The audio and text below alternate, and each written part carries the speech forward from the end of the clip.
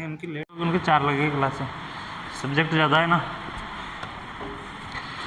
चलो अपन 5 chapter number है इसका 4, वो तो हर बुक में अलग अलग है तो छोड़ो उसको। तो एंटीनेटल केयर,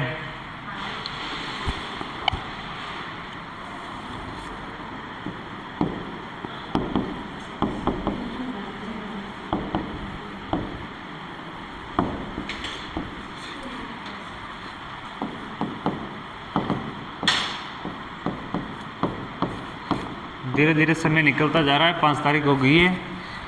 समय का महत्व समझो और पढ़ो।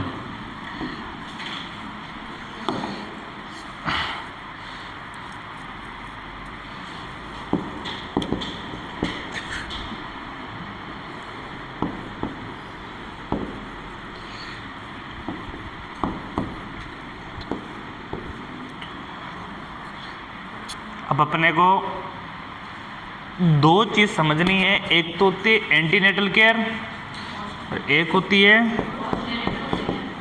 Postnatal care. अगर इन दोनों में डिफरेंट अपने को समझ में आ गया तो इनके बारे में अपन आराम से लिख सकते हैं। क्या कर सकते हैं?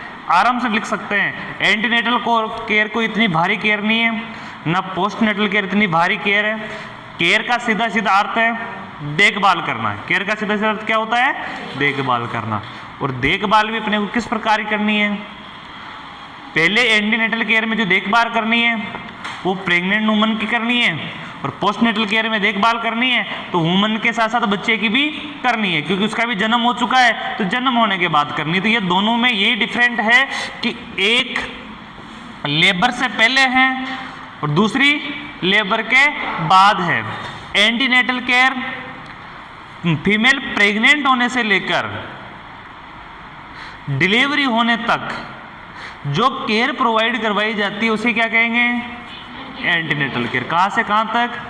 प्रेग्नेंट होने से लेकर डिलीवरी होने के बीच की जो केयर है वो कौन सी केयर कहलाएगी? Antenatal care. दूसरी की डिलीवरी होने से लेकर 45 दिन के जो बीच की केयर वो कौन सी कहलाएगी? Postnatal care. 45 दिन तक की केयर पोस्टनेटल केयर कहलाएगी। ठीक है। अब 45 दिन की जो केयर है उसके अंदर माता की भी केयर होगी, क्योंकि माता का भी उस समय परिपक्व काल चल रहा होता है बॉडी का। क्योंकि बॉडी एक, आपने ये सुना होगा कि जब बच्चे का जन्म होता है तो उसके साथ साथ माता का भी न्यू जन्म होता है। एक माता भी नए जीवन को धारण करती है, तो उनकी समान रूप से केयर चलती है। इसमें बच्चे को भी चाहिए होती है केयर और माता को भी चाहिए होती है, तो उसको जो केयर करते हैं अपन वो होगी पोस्टनेटल केयर। तो अपना जो मेन टॉपिक है वो एंटीनेटल केयर। पोस्टनेटल केयर अपन बाद में पढ़ेंगे। पोस्टनेटल केयर आप पढ़ रहे होंगे सेशन में, अगले सेशन में, लेकिन इसमें अपन पढ़ेंगे एंटीनेटल केयर। तो सबसे पहले इसमें लगाओ इंट्रोडक्शन, हेडिंग लगाओ इंट्रोडक्शन।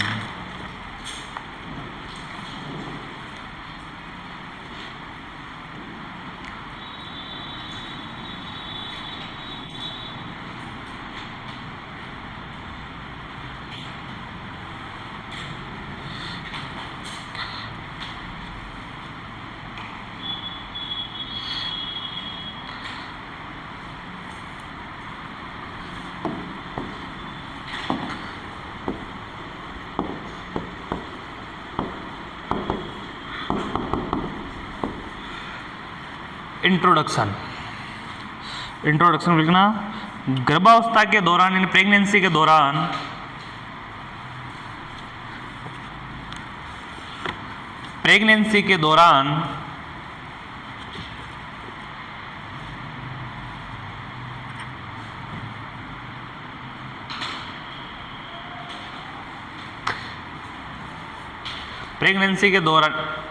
फीमेल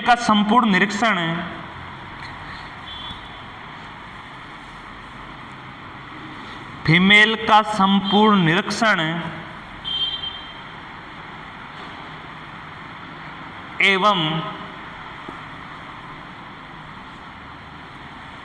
एवं सलाह देना ही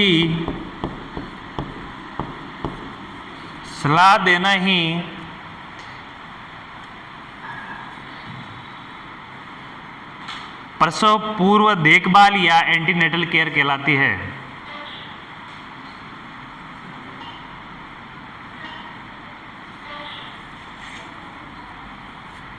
क्या कहलाती है? एंटीनेटल केयर या प्रसव पूर्व देखभाल कहलाती है। सेकंड परिभाषा लिखना इसमें,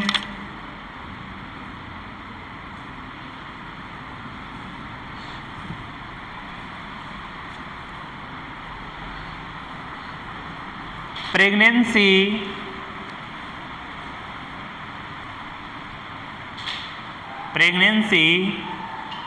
स्टार्ट होने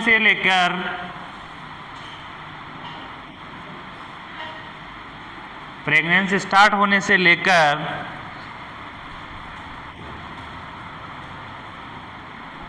डिलीवरी होने के बीच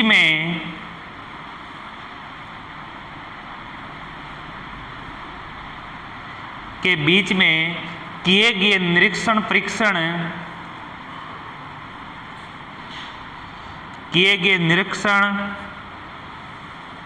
एवं परीक्षण वह देखभाल ही एंटीनेटल केयर कहलाती है।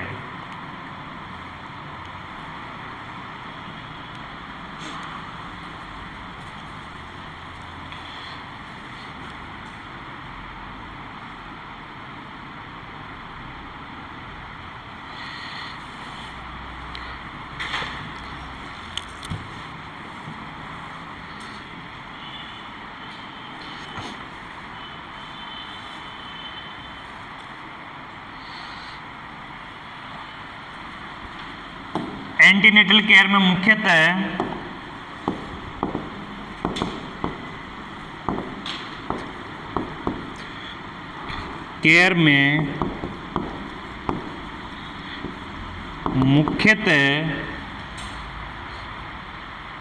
दो कार्य किए जाते हैं।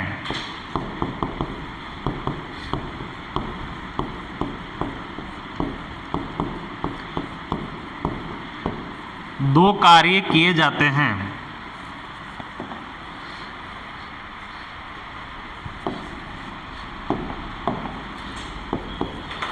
इसका जो पहला कार्य है वो ये है, history collection and examination. History collection and examination.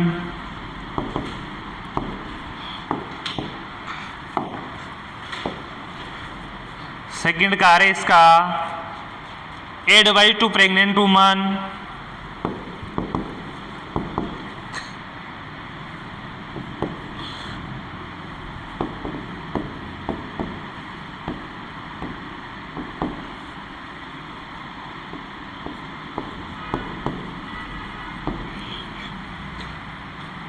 Pregnant woman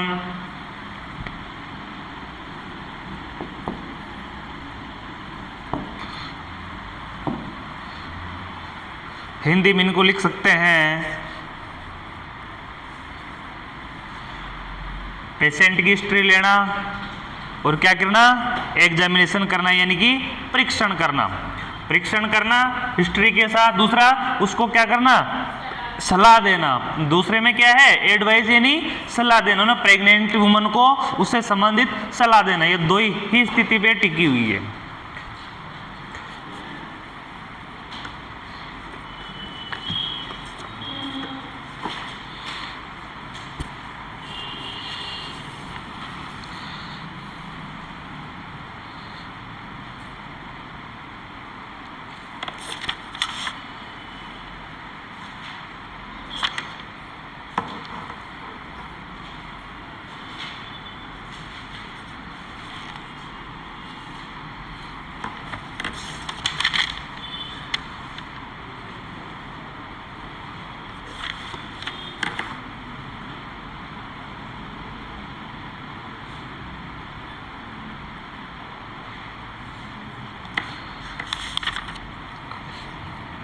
इसका लिखना है मेन उद्देश्य ऑब्जेक्टिव।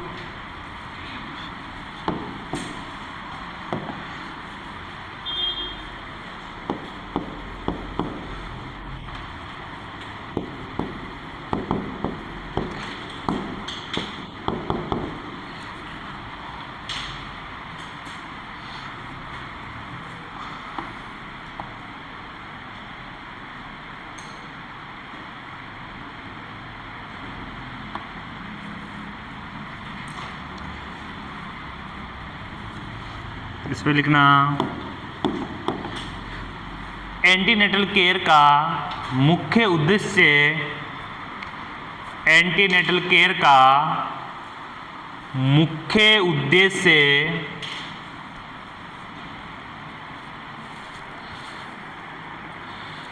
फीमेल को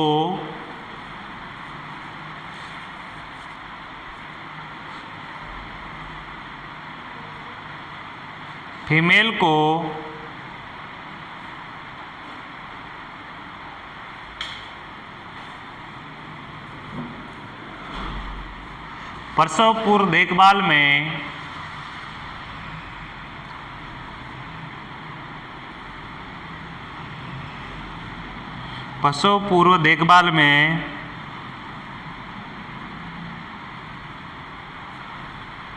गर्भावस्था को सामान्य बनाए रखना, गर्भावस्था को या प्रेगनेंसी को सामान्य बनाए रखना एवं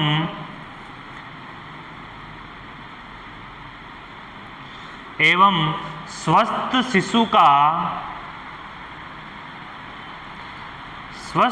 शिशु का जन्म सुनिश्चित करना है, जन्म सुनिश्चित करना है।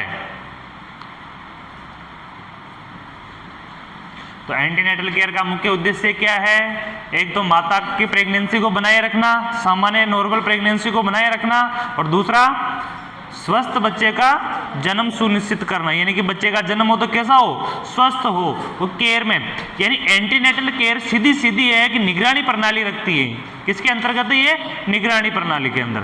यानी निगरानी प्रणाली कैसे है, उसमें एक चीज समझना कि माता और बच्चे दोनों की निगरानी करने के लिए, दोनों को एक केयर में देने के लिए, दोनों की एक स्थिति देखने के लिए एंटीनेटल केयर प्रोवाइड करवाई जाती है। और एंटीनेटल केयर की कई इकाइयां हैं। सबसे पहले जो फीमेल प्रेग्नेंट होती है, प्रेगनेंसी कंसीव होने का उसको जैसे अनुभव होता है, उसके अनुभव होने से उसका रजिस्ट्रेशन हो जाता है। अनुभव होते क्या हो जाता है? उसका रजिस्ट्रेशन। रजिस्ट्रेशन सबसे पहले उसका आंगनबाड़ी में होता है। कहाँ होता है? आंगनबाड़ी में। आंगनबाड़ी में जब उसका पहला रजिस्ट्रेशन होता है, पहला रजिस्ट्रेशन होते है उसको टीटी का टीका लग जाता है।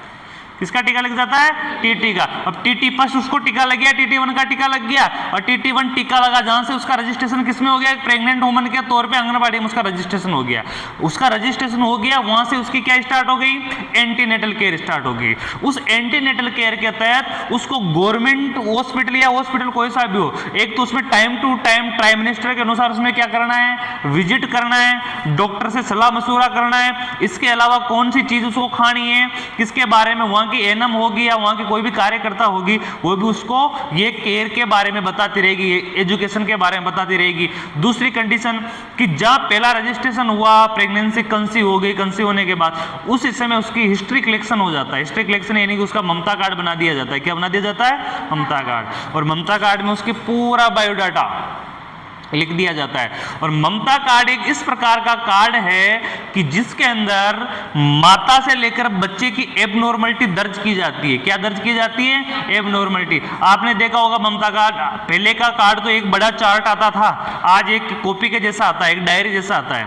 उस डायरी के अंदर बच्चे के जन्मजात रोगों की पूरी हिस्ट्री होगी, हर रोग के बारे में उसमें फोटो होगा और उसके नीचे उसका नाम लिख रहा होगा कि इस प्रकार का रोग है। दूसरी कि ममता कार्ड बनाने के पीछे रीजन क्या है कि ममता कार्ड पूर्ण प्रिपेयर्ड है, वो पूर्ण रूप से भरा हुआ है, वो कंप्लीट है। उसमें अपने को क्या करना है? ओनली मार्क करने होते हैं। क्या करने होते हैं? मार्क करने होते हैं। मार्क करने की नहीं, कहीं कट लगाना है, गलत है तो गलत कर देना है, सही है तो उसमें टिक्का लगा दो। उसमें डायरेक्ट नाम लिखा हुआ है तो नाम के आगे अपन नाम लिख दो, हस्बैंड का नाम लिख दो, एज की जगह एज लिख दो, date of birth, mobile number की जगह मोबाइल नंबर लिख दो। सिर्फ वो प्रीपेड बना हुआ है, उसको अपन जैसे फॉर्म भरते हैं वैसे भरते जाना है। उसके बाद हर चीज, आधार संख्या, जन आधार संख्या, मकान संख्या, हर चीज उसमें बायोडाटा पूरा भरा जाएगा। इसके अलावा वो पहले भी प्रेग्नेंट हुई थी या कभी उसके साथ कोई घटना हुई है, उसके बारे में उस चीज को दर्ज किया जाएगा। और दर्ज करने के साथ साथ उसमें हर बार विजिट के दौरान उसका कितना वेट है, उसका ब्लड कितना था, वो सारा रिकॉर्ड, आप कौन से डॉक्टर को दिखा रहे हो, कौन कौन से आपने करवाई, उसका सारा रिकॉर्ड किसके अंदर लिखा जाता है, उस ममता कार्ड के अंदर लिखा जाता है। आपकी क्या कमी थी, आपका वेट कितना था, आपका वेट फर्स्ट ट्राइमेस्टर में कितना था, सेकंड ट्राइमेस्टर में कितना बढ़ रहा है नहीं बढ़ रहा है, ये आपकी कंडीशन क्या है, उस कंडीशन को, आपका ब्लड ग्रुप कौन सा है, आपका ब्लड फर्स्ट ट्राइमेस्टर में चेक किया आपका ब्लड कितना था, हीमोग्लोबिन कितना था, और आपका सेकंड ट्राइमेस्टर में हीमोग्लोबिन कितना है, उसकी हर चीज की जानकारी उसके अंदर लिखी जाती है। और उस ममता कार्ड के जरिए ही पेशेंट को परखा जाता है। क्या जाता है, क्योंकि अपन एक चीज बताओ, जैसे कोई डॉक्टर है, जैसे अपने यहाँ की बात करें, अपने सुमन माथुर है, संजू मीणा है, अब कंटिन्यू एंटीनेटल केयर अपन इसी डॉक्टर से करवा रहे हैं, लेकिन इसके पास भी तो लाखों लोग आते हैं। एक महीने में ज़्यादा नहीं 100-200 का इलाज तो करती होगी वो, 100-200 प्रेगनेंटी के केस तो देखती होगी हर महीने का। अब इतने केस वो देखती तो उसको ये थोड़ी ना पता है कि स्थिति क्या है इसकी पेशेंट की। तो उस पेशेंट को चेक करने के लिए क्या देखेगी, उसका ममता कार्ड ही चेक करती है। अब ममता कार्ड में ये तो क्या है कि आजकल अपन क्या करते हैं कि ममता कार्ड हॉस्पिटल में कम चेक करवाते हैं, ममता कार्ड अपनी एएनएम चेक कर लेती है, वो देख लेती है। और अपन क्या है कि अपनी रिपोर्टें दिखा देते हैं, जैसे अपन ने फर्स्ट टाइम में रिपोर्ट करवाई तो वो रिपोर्ट अपन ने सेकंड में करवाई तो अपन भाई फर्स्ट में ये रिपोर्ट थी, सेकंड में रिपोर्ट थी, डॉक्टर देख के उसमें कंपेरिजन कर लेता है वो। नहीं तो ममता कार्ड में हर प्रकार का बायोडाटा भरा जाता है। और जब अपन प्रेगनेंसी कंसीव होने के बाद प्रेगनेंसी डिलीवरी के लिए भर्ती होते हैं तो वहाँ ममता कार्ड लगता है, क्योंकि जो भी फीमेल वहाँ प्रसव करवाने के लिए जो भी नर्स उपस्थित होगी वो सबसे पहले उसका ममता कार्ड देखेगी और उसका ममता कार्ड के साथ साथ छुट्टी कार्ड बनाएगी, तो ममता कार्ड की पूरी जेरोक्स लगती है, पूरी ममता कार्ड की जेरोक्स लगती है, उसी के बाद छुट्टी होती है, क्योंकि उसके आधार पर एंटीनेटल केयर चढ़ाई जाती है। कि एक सिस्टम होता है, तो गवर्नमेंट ने एक बनाई हुई चीज है, तो उसका पहला उद्देश्य यही है, एएनएम का उद्देश्य ही एंटीनेटल केयर देना ही है, एएनएम का मेन उद्देश्य यही है। ग्रामीण में एएनएम को लगाने का सीधा सीधा अर्थ है मातृ मृत्यु दर और शिशु मृत्यु दर को कम करना। एएनएम का मेन उत्तरदायित्व यही है, इनकी निगरानी प्रणाली के तहत उनको लगाया गया है। इसके तहत इसका दूसरा उद्देश्य क्या है, तो इसका मुख्य उद्देश्य किसमें लिखना, पॉइंट लगा के, एरो लगा के लिखते जाना।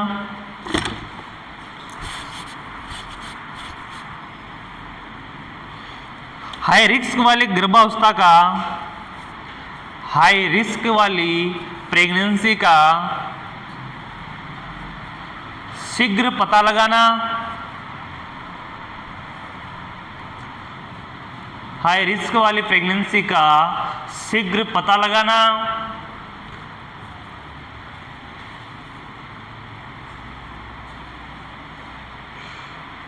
सेकंड लिखना, प्रेगनेंसी के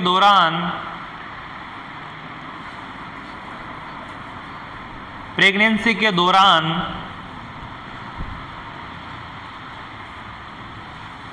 होने वाली कॉम्प्लिकेशंस या जटिलताएं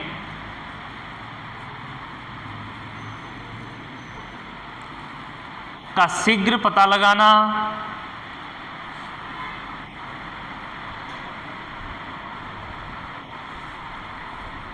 और उचित केयर एवं ट्रीटमेंट प्रदान करना, उचित केयर एवं ट्रीटमेंट प्रदान करना।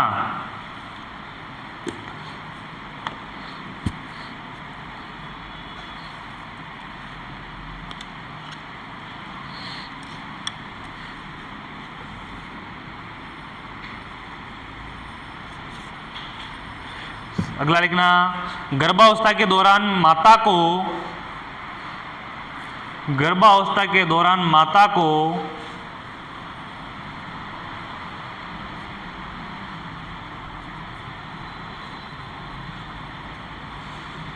यथासंभव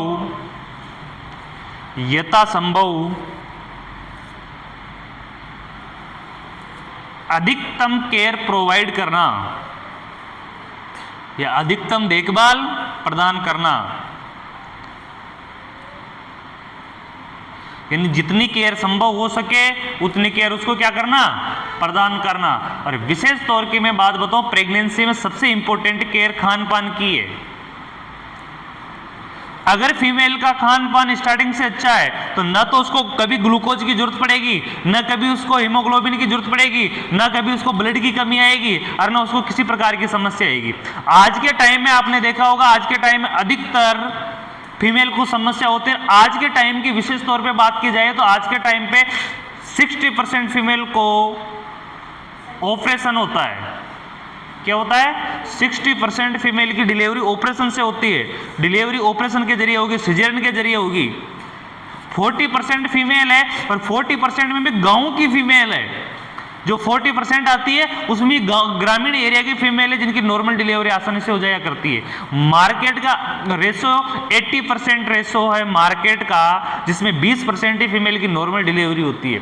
80% फीमेल के अंदर सिजेरियन की संभावना अधिक होती है। और कुछ तो मार्केट लेवल पे कुछ एजुकेटेड लोग हैं तो इस प्रकार से सोचते हैं, उनको पता है कि बच्चे 2 ही लेने हैं, उनको एक ही चीज का पता है कि बच्चे 2 ही करने हैं। वो दोनों गर्ल्स हो तो ठीक और दोनों बॉयज हो तो ठीक। उनकी क्वांटिटी गर्ल्स बॉयज पे नहीं होती है।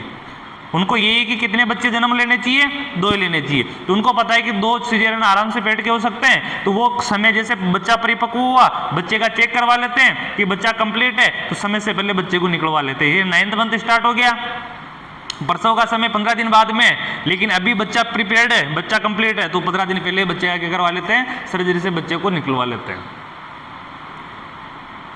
ऐसे बहुत से केस है, और अधिकतर ये केस होते थे एजुकेशनों में होते हैं। एजुकेटेड जो लोग हैं वो इस चीज़ को समझते हैं, वो इस चीज़ का ज़्यादा महत्व फायदा उठाते हैं, वही इस काम को करते हैं। लेकिन वो उनके लिए गलत है। क्यों है? और उनके लिए वो सही भी माना जाता है। क्यों माना जाता है? कि उनकी लाइफ में कोई काम का लोड नहीं होता है, उनकी लाइफ में कोई ऐसा सिस्टम नहीं है कि जिससे उनको दिक्कत है। उनको आराम ही करना है, रेस्ट ही करना है जीवन में, तो उसके हिसाब से वो संभव हो। अब यथा संभव यही चीज़ अगर ग्रामीण क्षेत्र में हो तो ग्रामीण क्षेत्र में वो सिजेरियन पॉसिबल ही नहीं है, क्योंकि ग्रामीण क्षेत्र एक वह क्षेत्र है कि जहां एक फीमेल को पूरा हाउसवाइफ का काम करना पड़ता है,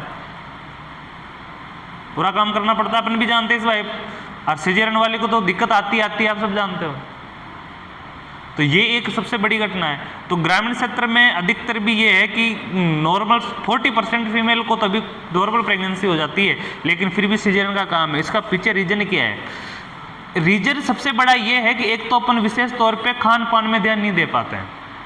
दूसरा कि डॉक्टर कोई भी चीज़ बोल के जा रहा है या नर्स कोई भी चीज़ बोल के जा रही है, कोई भी अपने को हेल्थ से संबंधित एजुकेशन वो प्रोवाइड करवाई जा रही है, तो फीमेल क्या करती है कि उस चीज़ की पालना नहीं करती है। फीमेल को पत्थर खाना अच्छा लगता है, लेकिन कैल्शियम की गोलियां खाना अच्छी लगती है उसको। जब कैल्शियम की पूर्ति हो जाएगी ना तो पत्थर खिलाएंगे तब भी नहीं खाई जाएगी, वो चीज़ है। जानवरों को भी कैल्शियम की कमी आ जाती है, मिट्टी खाने प्रारंभ कर देते हैं। जानवरों को भी कैल्शियम की कमी आ जाती है ना तो जानवर भी मिट्टी खाना प्रारंभ कर देते हैं। छोटे बछड़ों को देखा होगा आपने, मिट्टी खाना प्रारंभ कर देते हैं। तो कैल्शियम की ऐसी चीज़ है, तो कैल्शियम की टेबलेटें प्रोवाइड करवाई जाती है, आयरन फोलिक एसिड की प्रोवाइड करवाई जाती है, लेकिन नहीं करनी है, खाते नहीं है लोग। अब नहीं खाने के पीछे फिर वही कॉम्प्लिकेशन झेलनी पड़ती है उनको। अब एक बताओ, माता बच्चे को जो मेनिंगोसेल है, स्पाइनोफिडा है, ये बीमारी ओनली फॉर माता के अंदर फोलिक एसिड की कमी से होती है। माता के अंदर फोलिक एसिड की ज़्यादा कमी है तो बच्चे में ये विकार होगा ही होगा। तो ये कमी बच्चे की है क्या? किसकी है? माता की है। अब माता को आयरन फोलिक एसिड की टेबलेटें नहीं देते हैं, देते हैं लेकिन लेते नहीं है। तो वह जो डॉक्टर सलाह दे रहा है उसको लो। अपने को पता है कि अपना आयरन फोलिक एसिड नहीं लेना है, उनको पता है कि अपने को टेबलेट नहीं लेनी है, तो अपने खाना उस प्रकार का संतुलित आहार खाओगे जिसके अंदर उनकी दोनों की मात्रा बराबर हो। खाना उस प्रकार का लो कि जिसके अंदर हीमोग्लोबिन भी हो, आयरन भी हो, फोलिक एसिड भी हो और कैल्शियम भी अच्छा हो। ऑटोमेटिक टेबलेट लेने की जरूरत ही नहीं है। लेकिन जूस तो लोगों से पिया ही नहीं जाता भाई। लोगों को कोई से भी डॉक्टर के पास जाओ आप, प्रेगनेंसी के अंदर ये जरूर बोलेगा कि चुकंदर का जूस पियो। जिसके ब्लड की कमी है सबको यही बोलता है, आयरन फोलिक एसिड दोनों की पूर्ति करता है वो, चुकंदर का जूस पियो। पिया ही नहीं जाता। क्यों नहीं पिया जाता भाई? मना करता है मुंह कि नहीं पिया जाएगा। दूसरी कंडीशन ये है कि फीमेल प्रेग्नेंट है, मानते हैं प्रेग्नेंट है, उसको ज़्यादा भारी काम नहीं करना चाहिए, लेकिन बॉडी मूवमेंट उसको पूरा करना चाहिए। भारी काम वही होता है जैसे अपन एक हाथ से कोई बाल्टी उठा रहे हैं तो वो नहीं उठाना है अपने को। क्यों नहीं उठाना है? क्योंकि उसे एक पैर पे लोड आएगा तो वो अपने लिए दिक्कतदायी हो सकता है। दोनों हाथ से पकड़ के उठाओ, कोई फर्क नहीं पड़ता बॉडी में, क्योंकि दोनों हाथ बराबर है और पूरा जोली बराबर है। सिर पे कितने वजन लेके आओ उसका कोई फर्क नहीं पड़ता है। सिर का न तो फर्क पड़ेगा, न दोनों हाथ से उठाने में फर्क पड़ेगा, न ऊपर नीचे होने से फर्क पड़ेगा, न सीढ़ियों में चढ़ने से फर्क पड़ेगा। सीढ़ियों में चढ़ने का फर्क कब पड़ता है? जब सीढ़ी से फिसल जाए और एक पैर में जोरदार झटका लग जाए तब जाके दिक्कत आएगी। जब जाके एक पैर पे झटका आ जाएगा तो वो समस्या है। नहीं तो आराम से चढ़ो, घूमो फिरो, पोछा लगाओ, झाड़ू लगाओ। जितना मूवमेंट होगा बॉडी में, जितना मूवमेंट होगा इतना ही बच्चा मूवमेंट करेगा, जितनी नॉर्मल डिलीवरी होने के चांसेस ज़्यादा बढ़ेंगे। आपने सुना होगा कि अधिकतर नॉर्मल डिलीवरी जिन फीमेलों की होती है वही फीमेल होती है जो काम करती है दबा के, नहीं तो चांसेस वही है, सीजरियन के चांसेस बैठ जाते हैं। अगला उद्देश्य लिखना अपना इसका,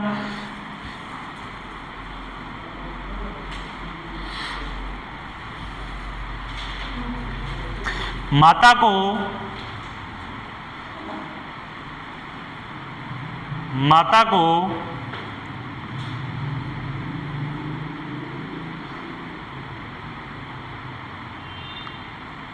गर्भावस्था के बारे में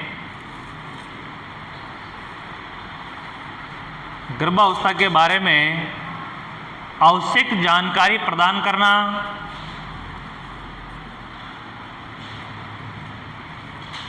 माता को गर्भावस्था के बारे में आवश्यक जानकारी प्रदान करना,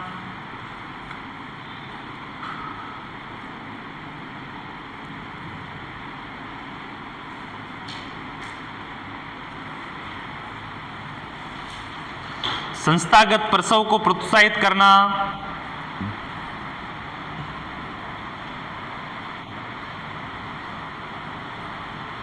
संस्थागत प्रसव को प्रोत्साहित करना।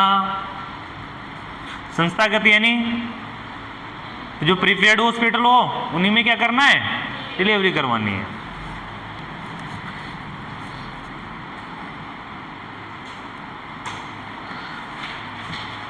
गर्भवती माता को नेक्स्ट लिखना, गर्भवती माता को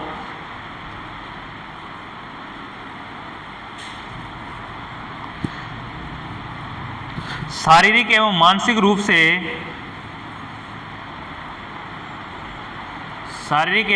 रूप से प्रसव हेतु तैयार करना, प्रसव हेतु तैयार करना,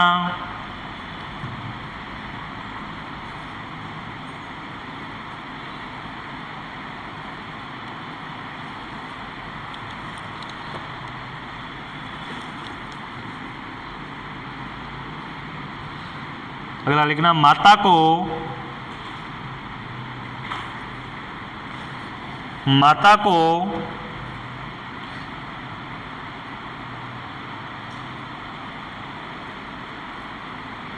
परिवार नियोजन एवं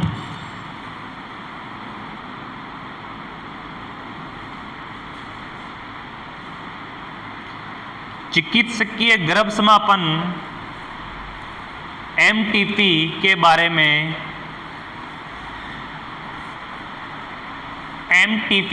में जानकारी प्रदान करना,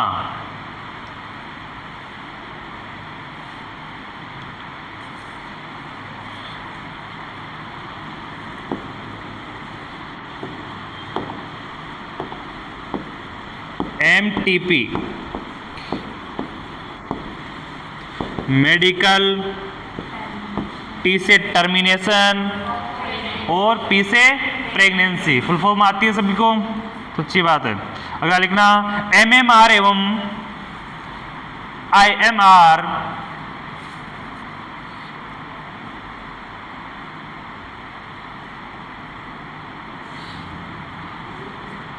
MMR एवं IMR को कम करना, दोनों की फुल फॉर्म आती है।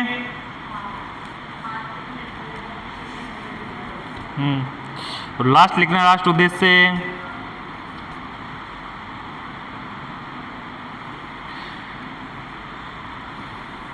प्रेग्नेंट वुमन के साथ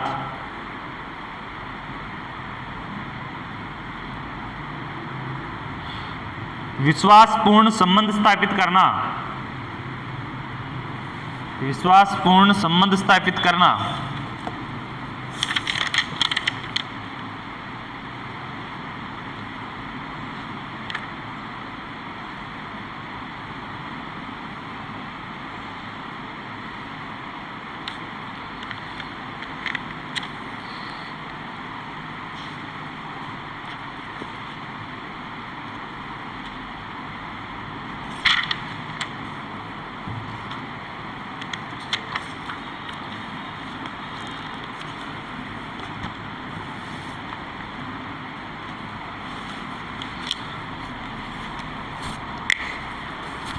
अब सबसे पहले हेडिंग लगाओ इसमें एंटीनेटल केयर, प्रसव पूर्व देखभाल।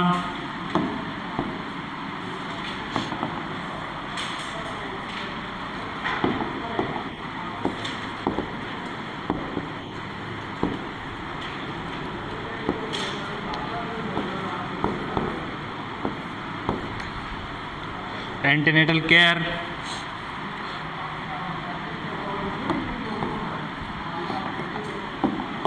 एंटीनेटल केयर में सबसे पहले हेडिंग लगाओ रजिस्ट्रेशन।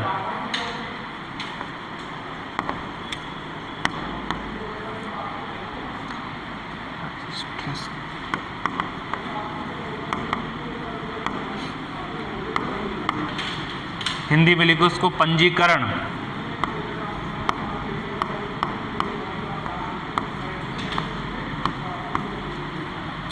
रजिस्ट्रेशन यानी पंजीकरण।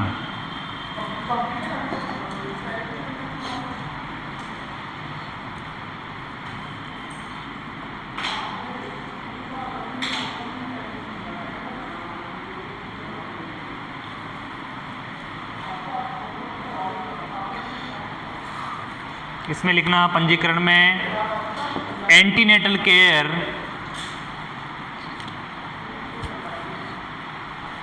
एंटीनेटल केयर में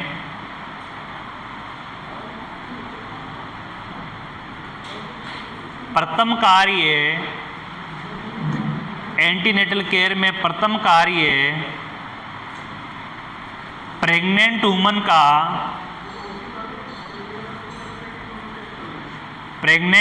का शीघ्र अतिशीघ्र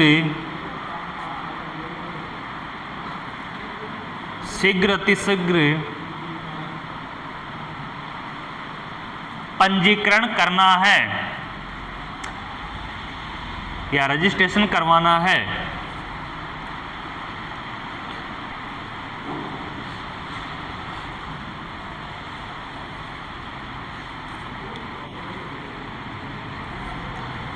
सामान्यतः यह कार्य फर्स्ट ट्राइमेस्टर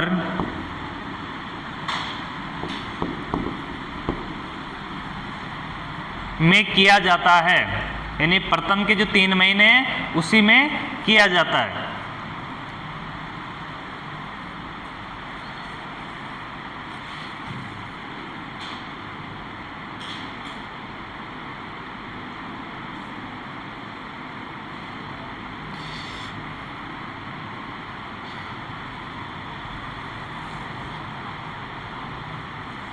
यदि कभी प्रेग्नेंट वुमन यदि कभी प्रेग्नेंट वुमन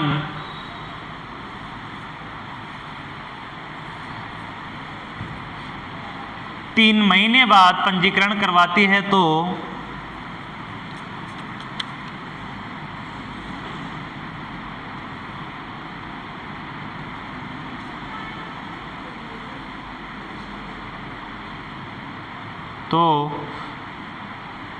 महिला का पंजीकरण कर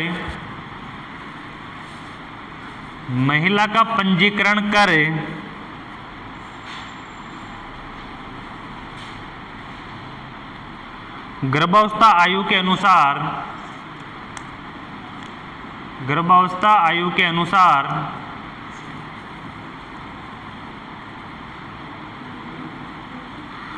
उससे स्वास्थ्य सेवाएं प्रदान करनी चाहिए।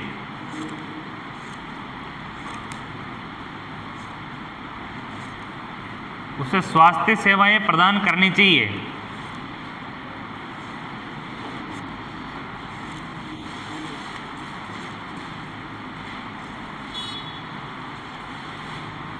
यदि कोई फीमेल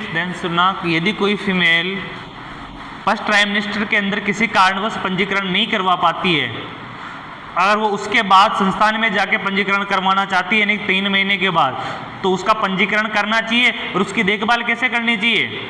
पिछले वाले की बातें नहीं करना चाहिए। किसके बातें करना चाहिए? जो वर्तमान में उसकी जो एज है, प्रेगनेंसी का जो टाइम है, यानी कि 4था महीना चल रहा है, 5वां महीना चल रहा है, उसके हिसाब से उसकी क्या करनी चाहिए? देखभाल करनी चाहिए। उसी के हिसाब से उसका पंजीकरण करके देखभाल करनी चाहिए।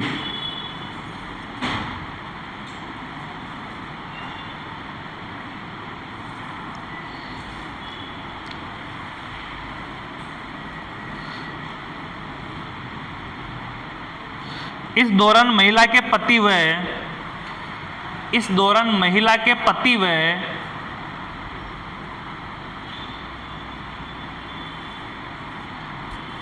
सास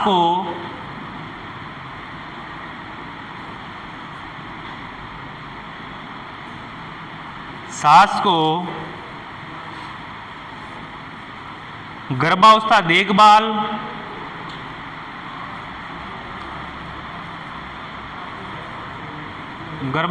देखभाल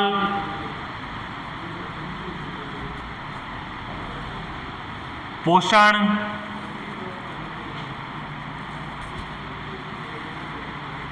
टीकाकरण आराम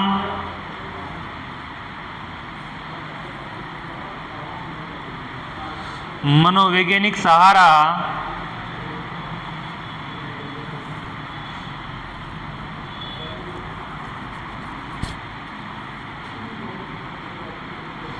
एवं प्रसव पश्चात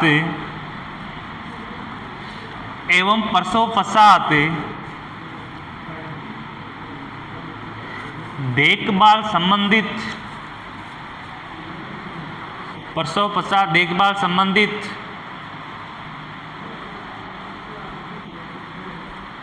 परामर्श प्रदान करना चाहिए।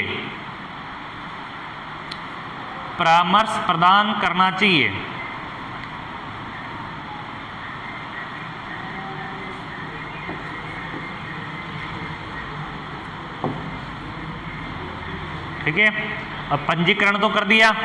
पंजीकरण कब हुआ? प्रेगनेंसी कंसीव होते हैं, और प्रेगनेंसी कंसीव का पता कब चलता है? लगभग फर्स्ट ट्राइमेस्टर में। तो लगभग अधिक तक जो प्रसव का जो पंजीकरण किया जाता है वो फर्स्ट ट्राइमेस्टर में हो जाता है। और अगर किसी कारणवश कोई फीमेल फर्स्ट ट्राइमेस्टर में पंजीकरण नहीं करवा पाती है और उसका सेकेंड ट्राइमेस्टर में पंजीकरण होता है, यानी 4-5वें महीने पंजीकरण होता है, तो उसको उसी के अनुसार पंजीकरण कर क्या करना चाहिए? देखभाल प्रदान करनी चाहिए। दूसरा, फीमेल के हस्बैंड को और उसकी जो सास है उसको क्या करना चाहिए? उसकी केयर के बारे में, उसकी देखभाल के बारे में बताना चाहिए, कैसे देखभाल करनी है, क्या खिलाना है, क्या नहीं खिलाना। क्योंकि प्रेगनेंसी एक अलग प्रकार का सिस्टम है। प्रेग्नेंट वुमन को अगर खुद को ये करने के बोलेंगे तो वो नहीं कर पाती है। तो उसका जो केयर करने वाले हैं उनको बताएंगे कि इसको ये चीज़ खिलानी है, इसको उस समय में टीकाकरण करवाना है, इसको वापस इतने समय बाद दिखाना है, इसके ये खिलाना है, हर चीज़ के बारे में पर उनको बताएंगे क्या क्या अपने को केयर प्रोवाइड करनी है, कैसे कपड़े पहनने चाहिए, कैसे इसको वर्क करवाना है, कैसे एक्सरसाइज करनी है, हर चीज़ के बारे में, कौन कौन चीज़ें उसको अवॉइड करनी है और कौन कौन चीज़ें उसको खिलानी है, इनके बारे में अपन किनको बताएंगे, उसके हस्बैंड को या उसकी सास है जो उसकी केयर करने वाली है, जो भी है, सास होगी, उसकी माँ होगी, कोई भी, तो उसको अपन उसके बारे में बताएंगे कि इस प्रकार देखभाल करनी है। ठीक है, अब पंजीकरण हो गया, तो पंजीकरण के कंपोनेंट्स कौन कौन से हैं, उन कंपोनेंट्स के बारे में आगे लिखेंगे। तो सबसे पहले हेडिंग लगाओ इसमें, कंपोनेंट्स ऑफ एंटीनेटल केयर, प्रसवपूर्ण देखभाल के घटक।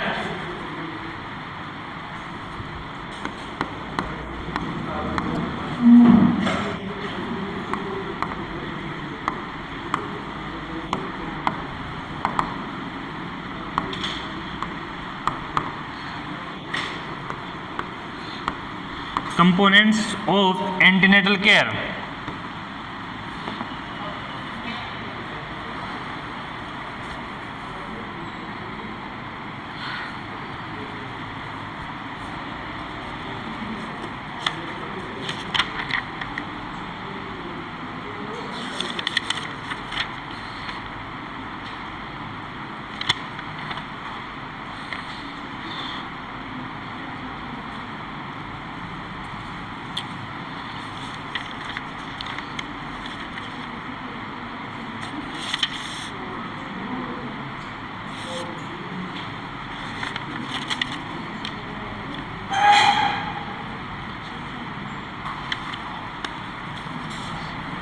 इसमें फर्स्ट लिखना ए हिस्ट्री कलेक्शन,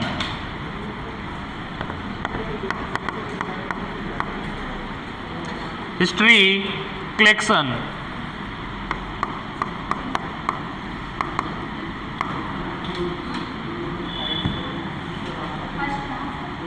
हाँ, ए लगा के लिखना हिस्ट्री कलेक्शन।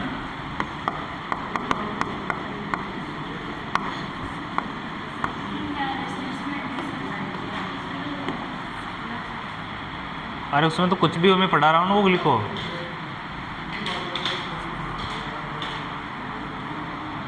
उसमें क्या है कि टॉपिक ऊपर नीचे दे रखे हैं, अपने को तो स्टार्टिंग से पढ़ेंगे कि रजिस्ट्रेशन होगा, उसके बाद क्या क्या स्ट्रीम लिखेंगे, वो चीज़ पहले पढ़ेंगे।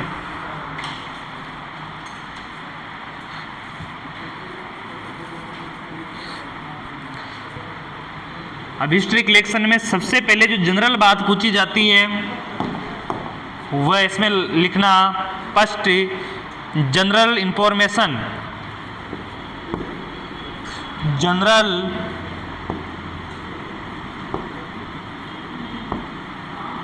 इंफॉर्मेशन। सबसे पहले पेशेंट की क्या लेंगे अपन, जनरल इंफॉर्मेशन ही लेंगे, यानी सामान्य पूछताछ। और सामान्य पूछताछ में क्या लिखेंगे, तो पहला नाम, second as,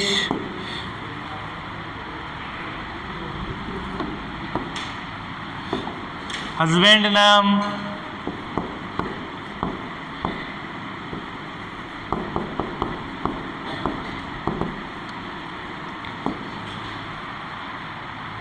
address,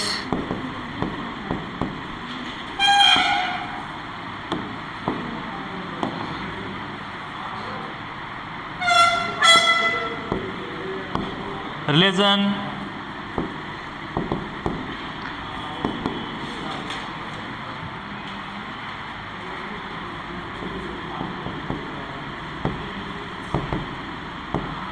occupation of husbands,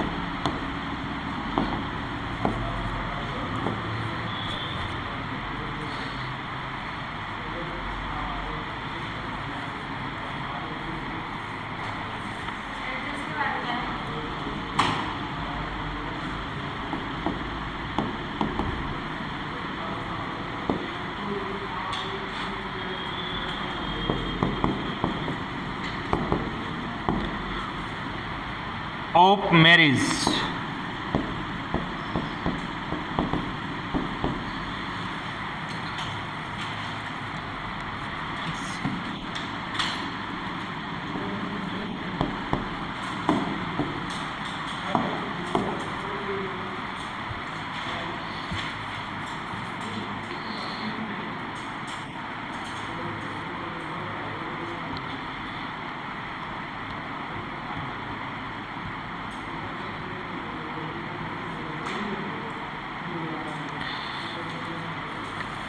ये तो क्या हो गई जनरल इंफॉर्मेशन।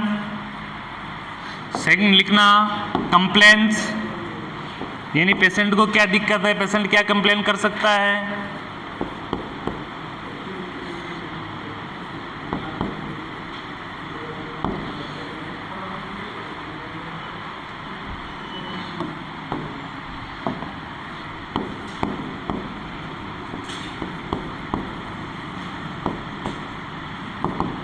निम्न कंप्लेंट्स हो सकती है।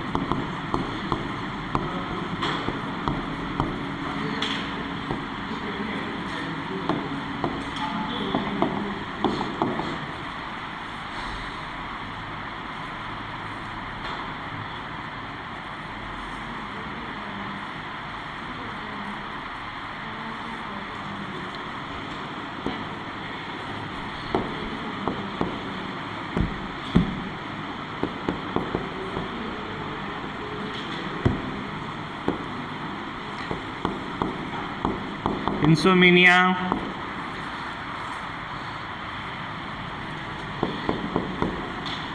Nazia,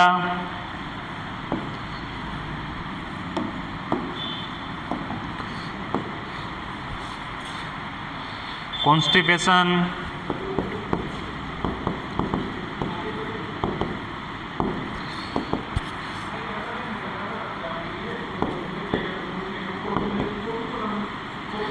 painful urination,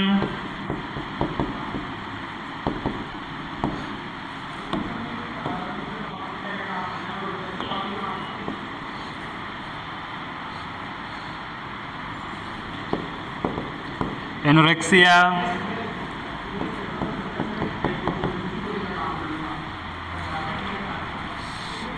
ATC. इसमें से कोई सी भी कंप्लेन हो सकती है फीमेल की, नॉर्मल ये कंप्लेन है उसकी।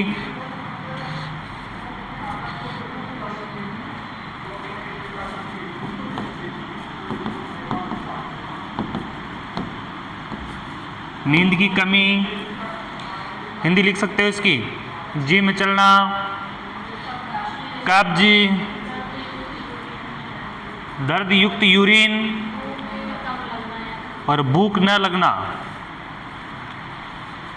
ये तो पहले भी लिखा रखा आपने को।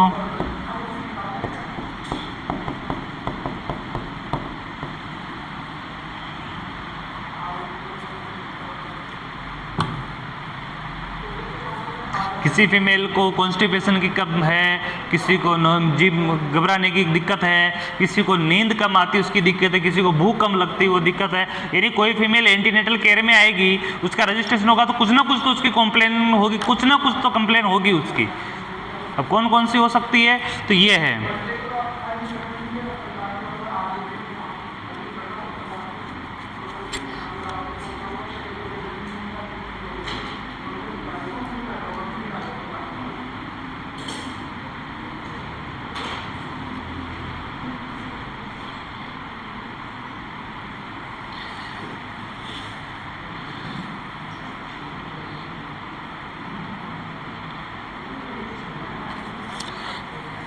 अगला लिखना हिस्ट्री ऑफ प्रेजेंट इलनेस।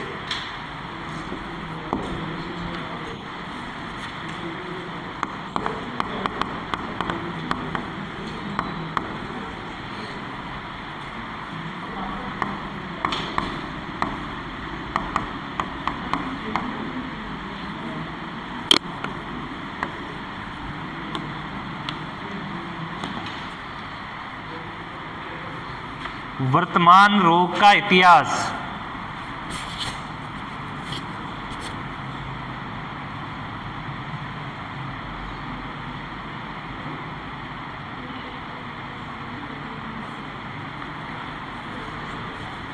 इसमें लिखना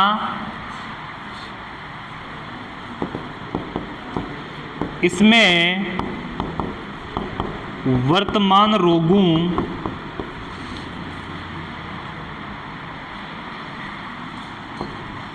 की उपस्थिति के बारे में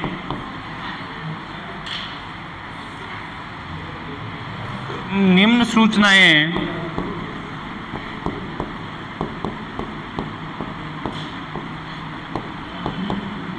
प्राप्त की जाती है।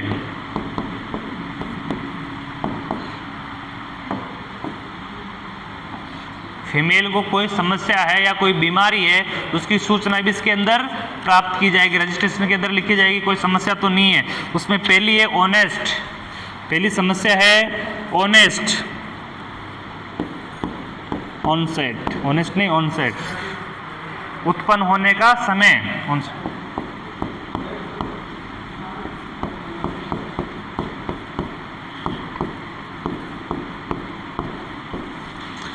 कोई बीमारी है तो उसके बारे में ये कब से चालू है उसके बारे में पूछते हैं अपन को।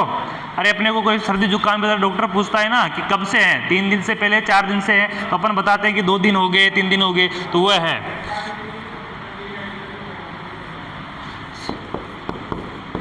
ड्यूरेशन यानी अवधि,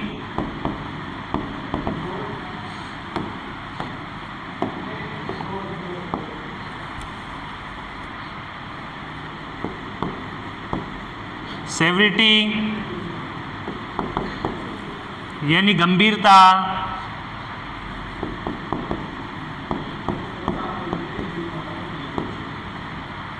यानी जो बीमारी है वो कितनी गंभीर है।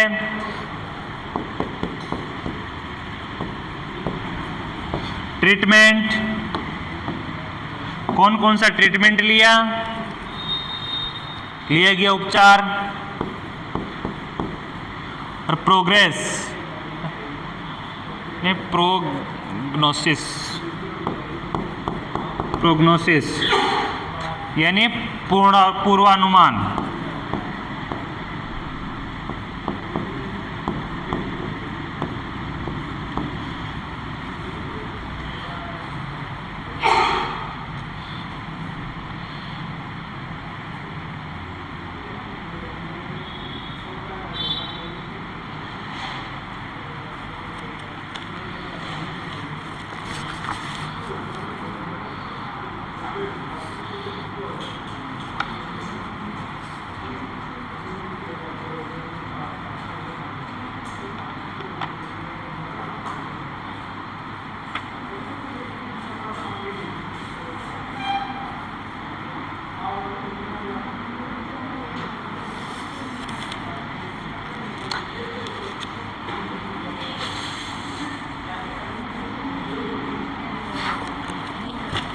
अगली हेडिंग लगाना,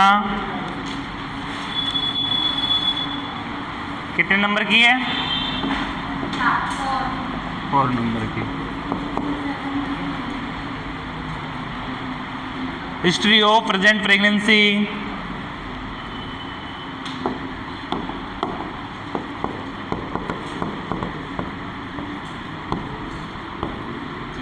हिस्ट्री ऑफ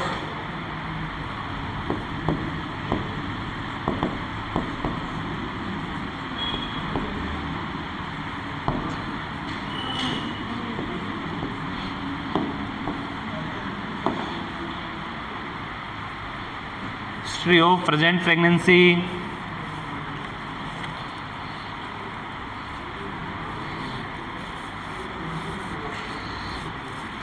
तो प्रेगनेंसी की क्या इतिहास है, तो उसमें सबसे पहले हिस्ट्री जानने के लिए क्या जानेंगे? कॉम्प्लिकेशन, यानी किसी प्रकार की कोई कॉम्प्लिकेशन, कोई जटिलता तो नहीं है, तो फर्स्ट में लिखना है इसमें कॉम्प्लिकेशन।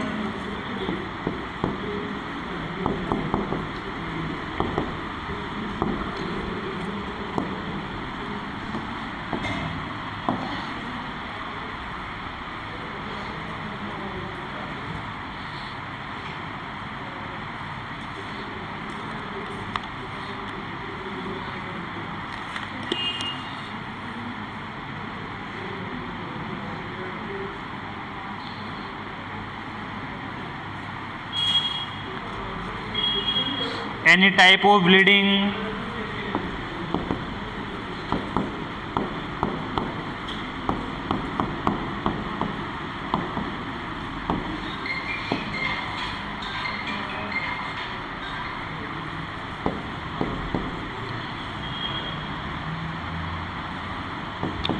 प्रिवाइज एंटीनेटल विजिट,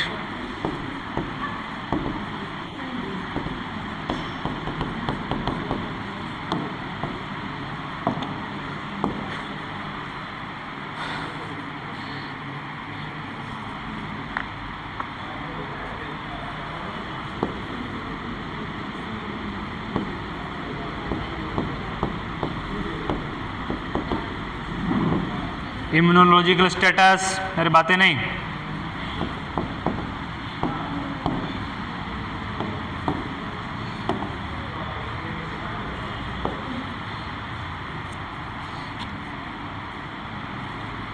इलनेस,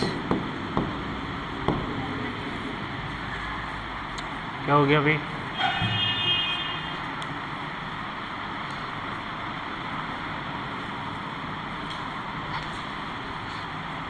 यही सोचो कि अभी आप किसी का रजिस्ट्रेशन कर रहे हो और उसके बारे में जान रहे हो, तो रजिस्ट्रेशन में आपको क्या क्या लिखना है, क्या क्या जानना है, वही लिख रहे हैं अभी। हाँ,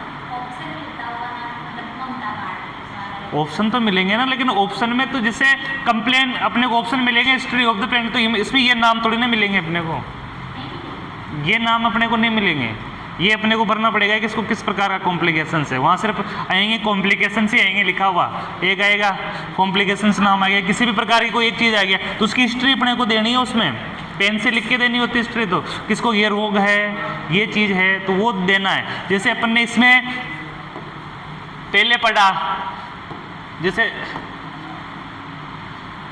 ये इसके बारे में पढ़ा अपने हिस्ट्री ऑफ प्रेजेंट इलनेस के बारे, बीमारी के बारे में, तो इसका ऑप्शन अपने को मिलेगा उसमें, लेकिन ऑप्शन में ये थोड़ी ना मिलेगा कि ये कब से कब तक की है, उसका अपने को डेट की जगह डेट भरनी पड़ेगी, ये बीमारी है इतने समय पे, इसको कौन कौन सा ट्रीटमेंट लिया, उसके बारे में, दवाइयों के बारे में अपने लिखने पड़ेगा, उसकी क्या क्या स्थिति है, क्या गंभीरता है, उसके बारे में तो अपने को लिखना पड़ेगा, उसमें पेन से भरी जाएगी वो पूर्ण रूप से। अपने को ऑप्शन इसके कॉलम मिलेंगे, लेकिन कॉलम में इनका नाम नहीं आएगा, क्योंकि कौन कौन सा नाम देगा, कॉम्प्लिकेशन तो बहुत सारी है, तो वो अपने को पेन से लिखना पड़ेगा।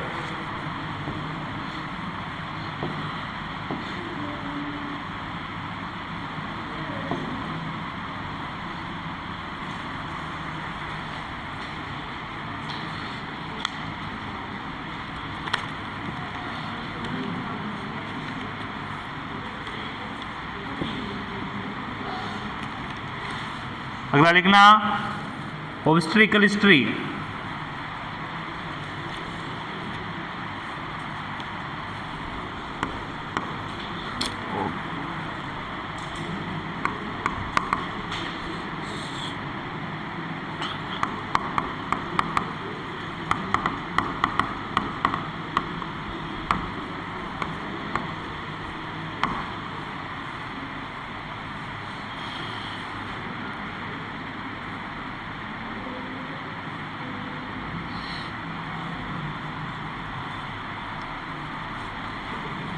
इस पे लिखना ये एक से अधिक बार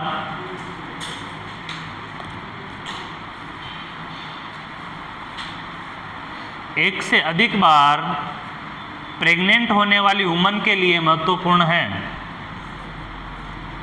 एक से अधिक बार प्रेग्नेंट होने वाली वुमन के लिए महत्वपूर्ण है।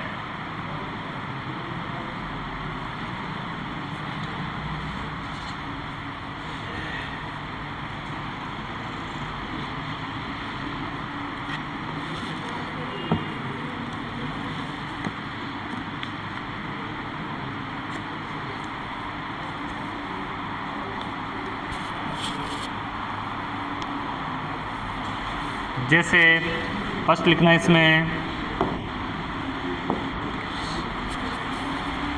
जीवित शिशुओं की संख्या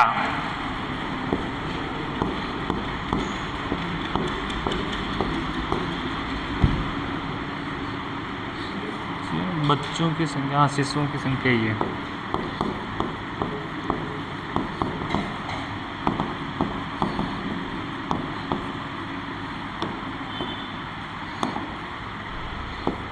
जिसमें बॉय गर्ल्स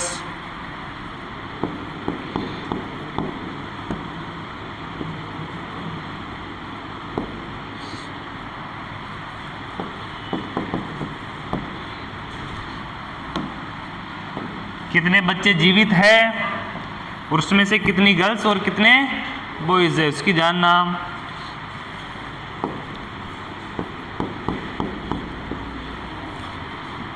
बच्चों का स्वास्थ्य,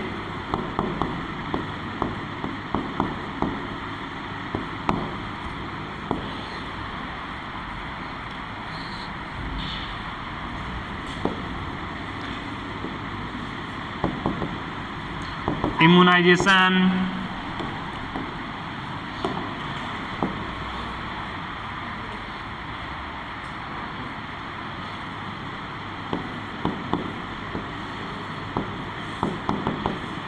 शिशुओं के मध्य अंतराल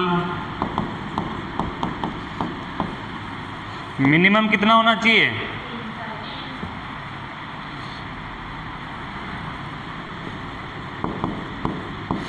अंतिम प्रसव तिथि,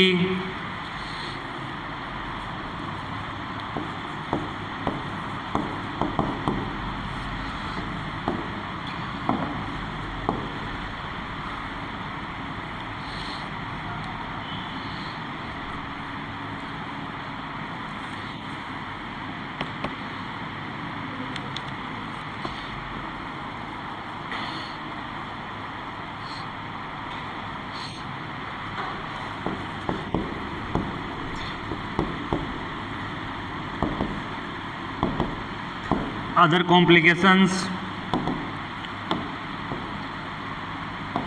etc.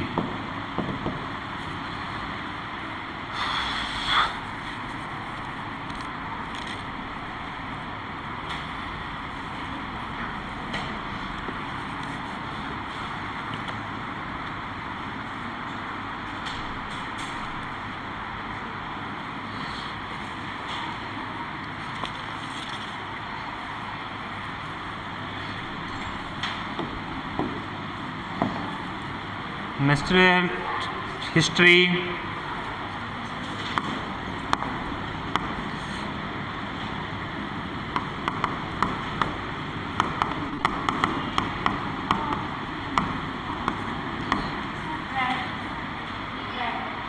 क्या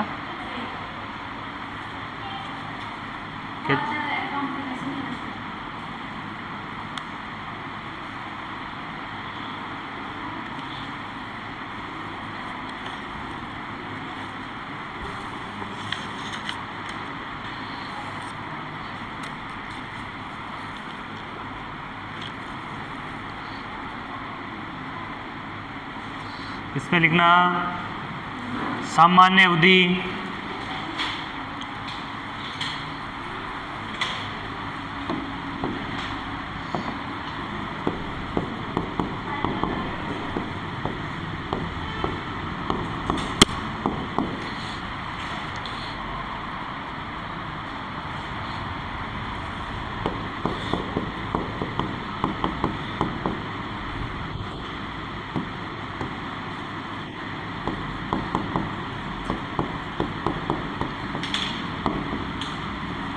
ब्लीडिंग की मात्रा, होने वाली ब्लीडिंग की मात्रा,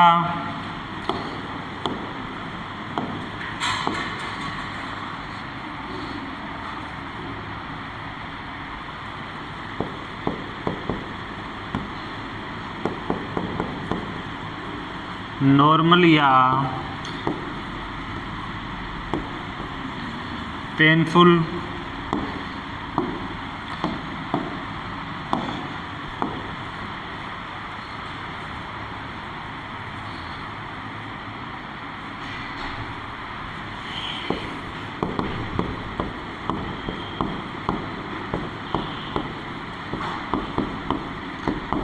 अंतिम मासिक चक्र की प्रथम तिथि,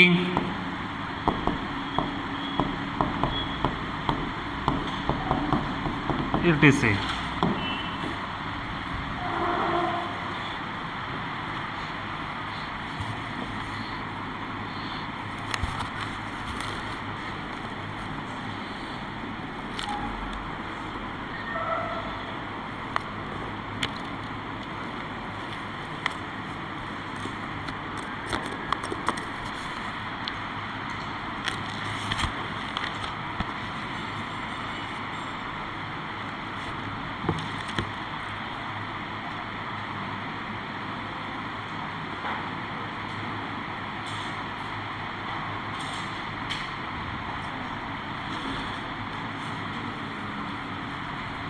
इसके अलावा कितने नंबर का है? 7 नंबर। चलो, पोस्ट मेडिकल हिस्ट्री,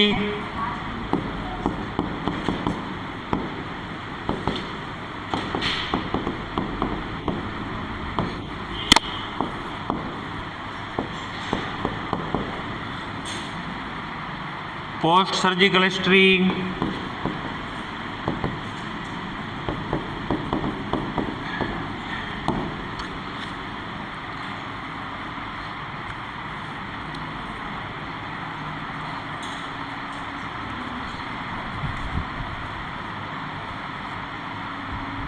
अब पोस्ट मेडिकल हिस्ट्री में तो क्या आएगा?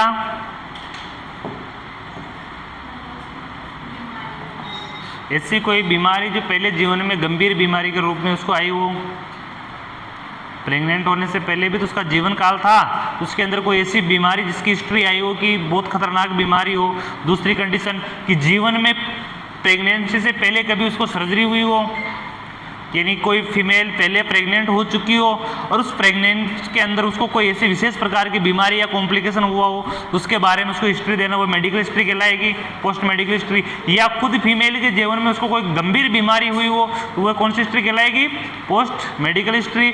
या किसी भी कारणवश किसी भी चीज़ की उसके जीवन काल में कोई सर्जरी हुई हो, अब सर्जरी कई प्रकार की होगी, या कई पिछली बार की जो डिलीवरी हुई हो उसकी सर्जरी से हुई हो, उसकी हिस्ट्री के बारे में लिखना।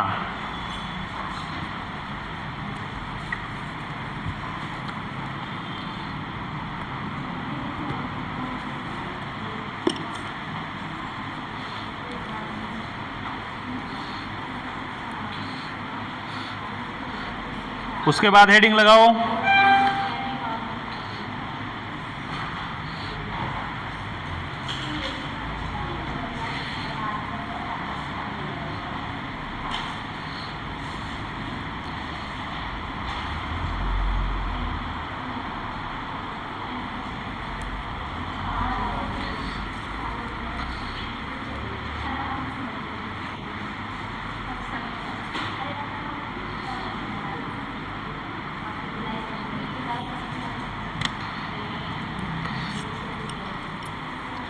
आगे लिखना एग्जामिनेशन, बी लगा के।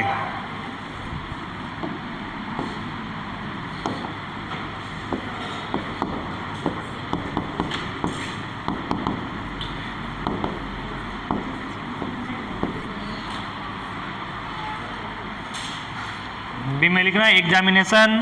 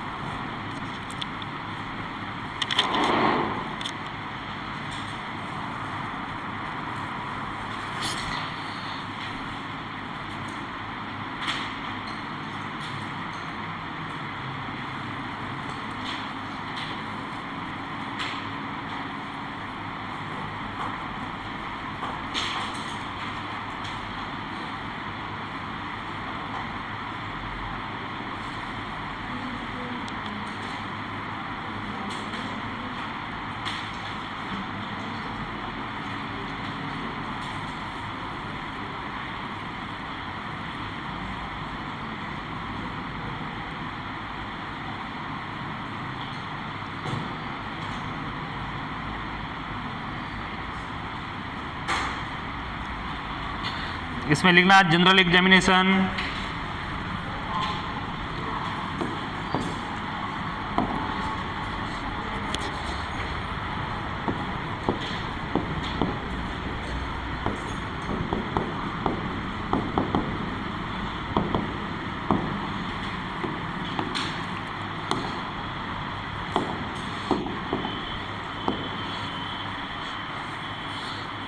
फिजिकल स्टेटस,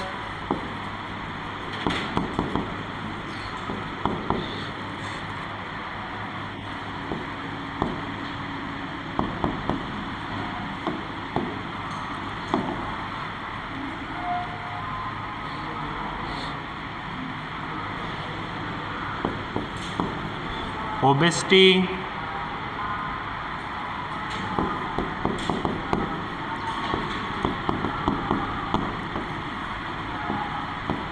मोटापा,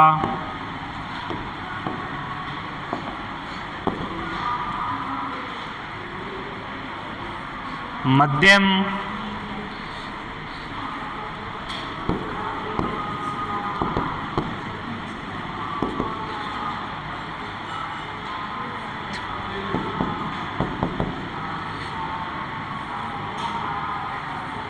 थिननेस,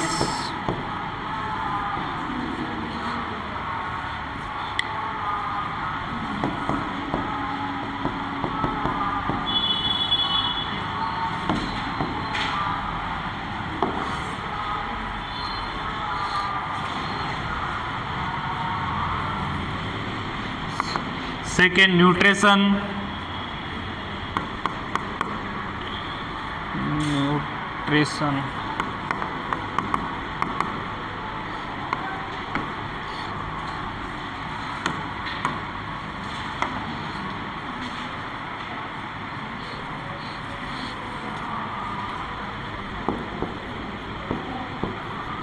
अच्छा, औसत व निम्न। इसमें ऑप्शन मिलेंगे, इसके अंदर उसमें जो भरोगे ना एग्जामिनेशन कार्ड, रजिस्ट्रेशन कार्ड, इसके ऑप्शन मिलेंगे कि स्थिति कैसी है।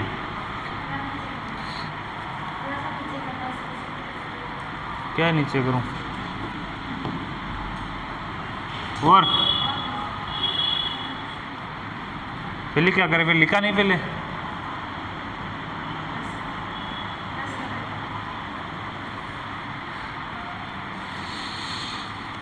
फिर हाइट,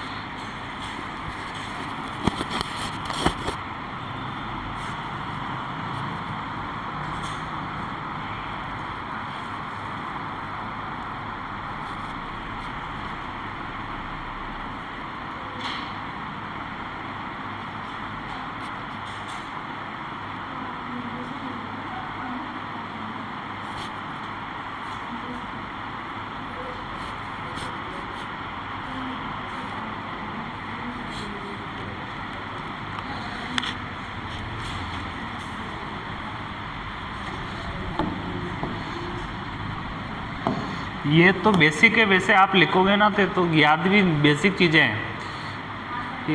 एंटीनेटल केयर में बेसिक चीज़ें आएंगी। बेसिक अपने को पता है अपनी बॉडी की स्थिति क्या होती है, क्या सिस्टम है, बेसिक चीज़ें। इसमें समझने का कोई है ही नहीं। इसमें नाम लिखने अपने को, एग्जामिनेशन चार्ट पढ़ना है, रजिस्ट्रेशन चार्ट पढ़ना, उसमें वही चीज़ें आएंगी सेम।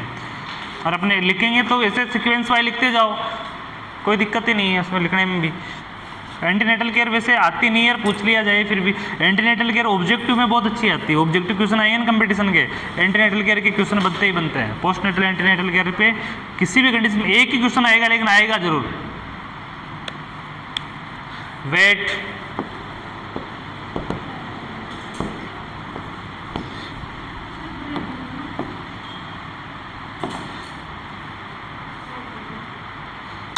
ब्रेक है, मैं छुट्टी देने वाला हूँ थोड़ी देर में आपको।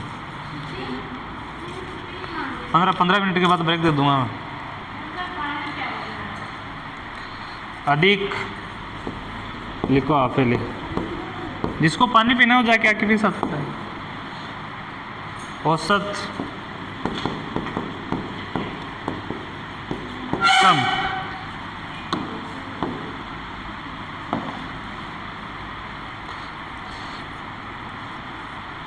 इसके बाद आएगा स्किन कलर,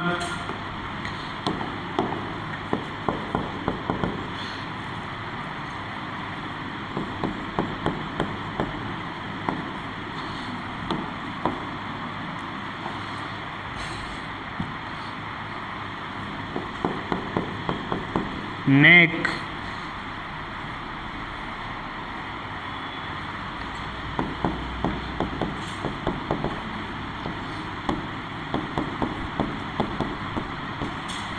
थायराइड ग्रंथि के लिए,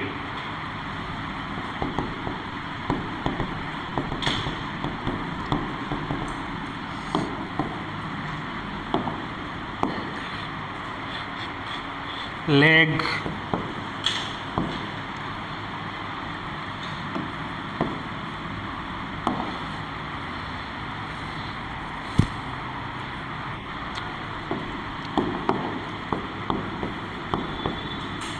एडिमा,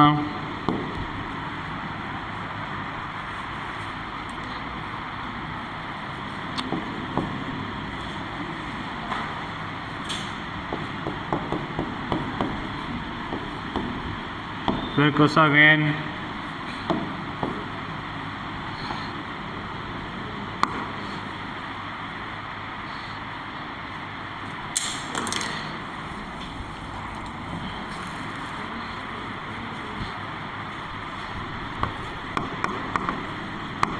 ब्रेस्ट,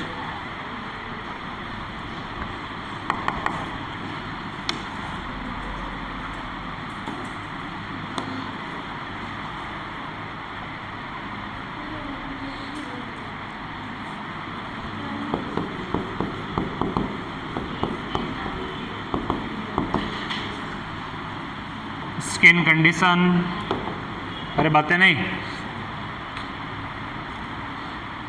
साइज,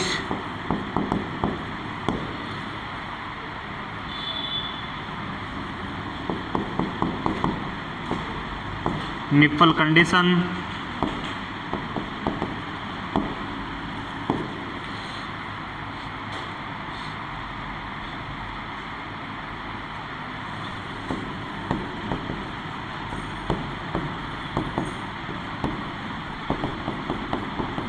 किसी प्रकार की गांठ,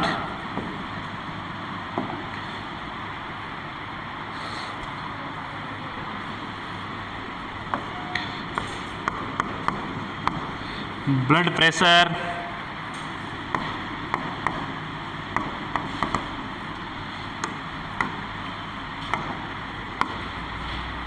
टेम्परेचर,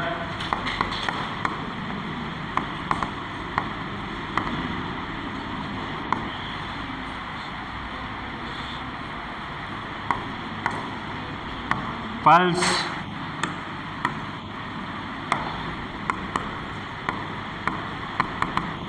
रेस्पिरेशन, एटीसी, ये सारे कौन से हैं? General examination. कौन से हैं ये? General examination.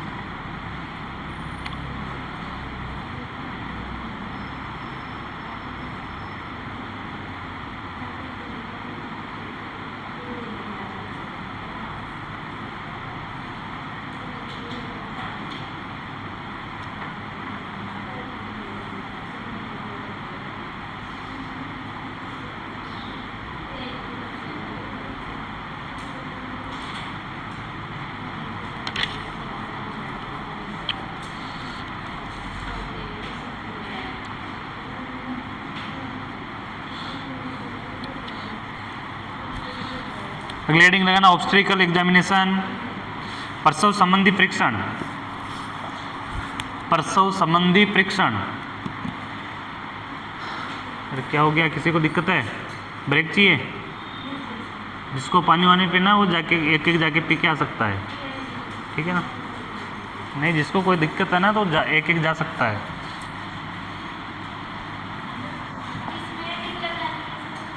इसी के अंदर एग्जामिनेशन में लगाएंगे ना। एग्जामिनेशन का फर्स्ट तो जनरल हो गया, उसी को लगाएंगे। हाँ, ऑब्स्टेकल एग्जामिनेशन, प्रसव संबंधी परीक्षण।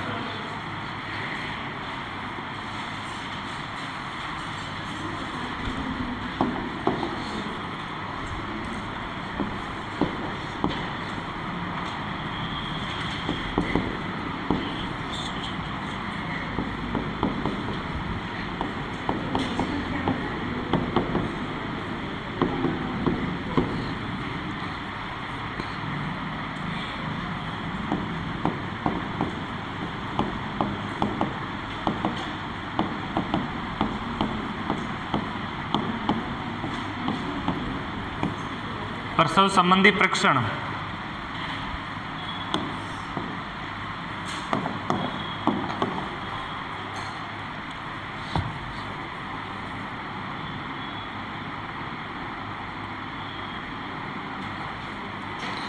सबसे पहले किसका करेंगे? अरे प्रसव संबंधी जो परीक्षण करेंगे तो सबसे पहले पेट का, सबसे पहले तो पेट को चेक करेंगे ना। प्रसव का देख रहे हैं तो सबसे पहले हेडिंग लगाओ उसमें एब्डोमेन।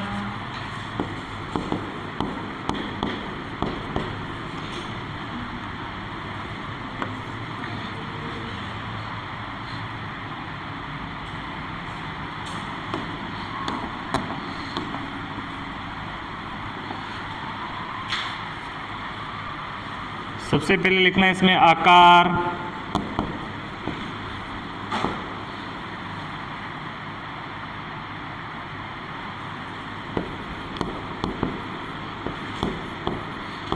किसी प्रकार की सर्जरी के चिन्ह, यानी पहले किसी प्रकार की सर्जरी के कोई चिन्ह तो नहीं है, ये चेक करना है। और इसके अलावा फिर देखना है गर्भाशय की ऊंचाई, गर्भाशय की ऊंचाई, यूटेरस हाइट,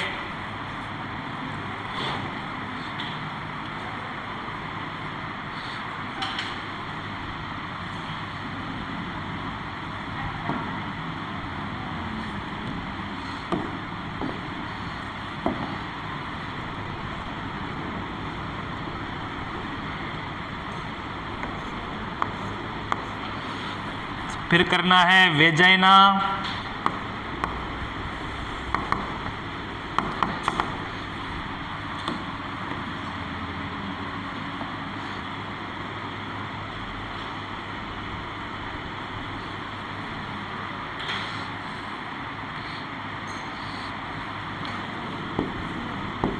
इंस्पेक्शन,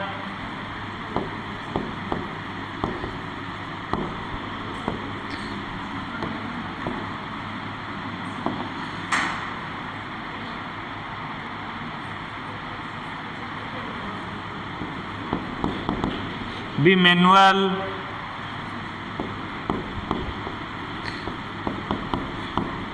एग्जामिनेशन,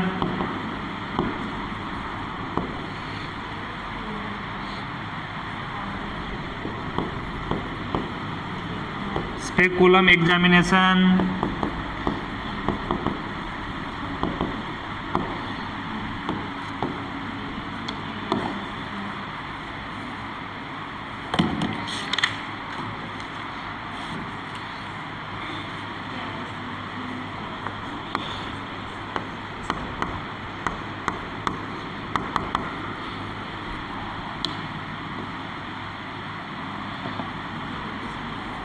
फिर है ब्लड, ब्लड में पहला होता है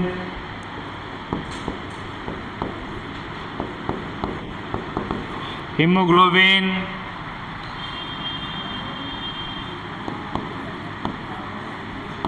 level,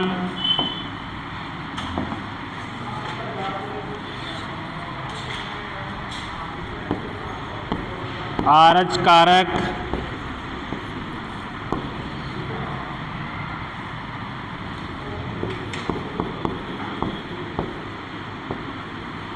blood group,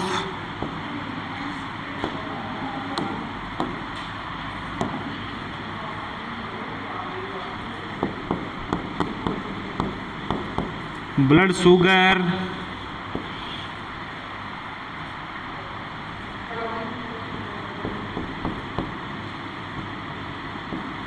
Elijah,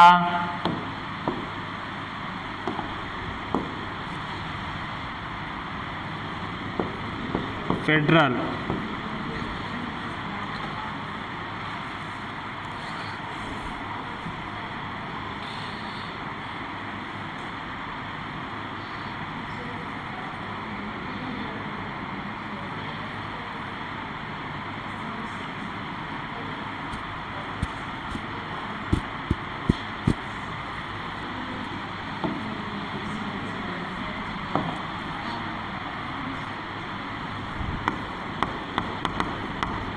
urine,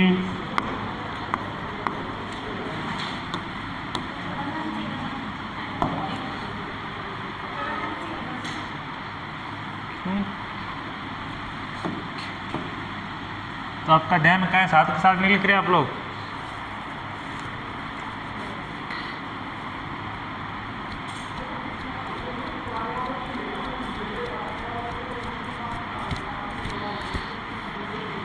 urine में लिखना HCG हार्मोन,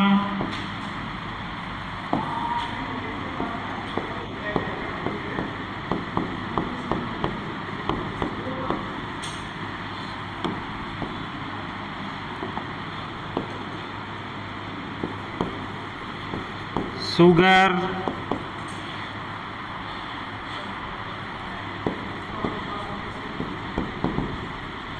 प्रोटीन,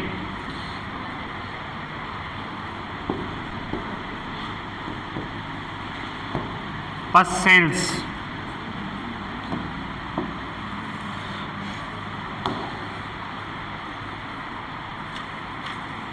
जल्दी जल्दी लिखो, बातें करने मत रुको।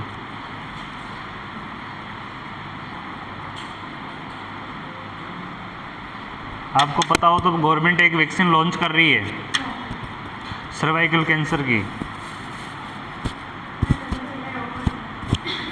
हाँ,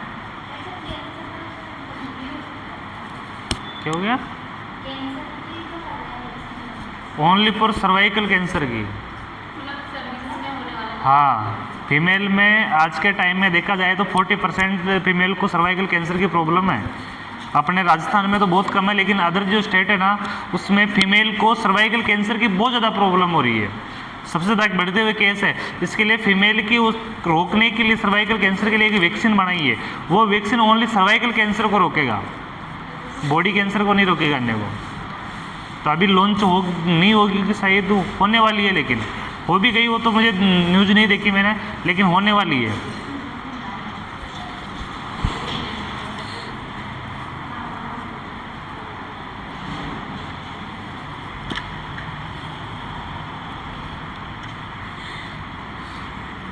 क्या हो गया? कुछ ज़्यादा खुशी मिल गई वो हैं?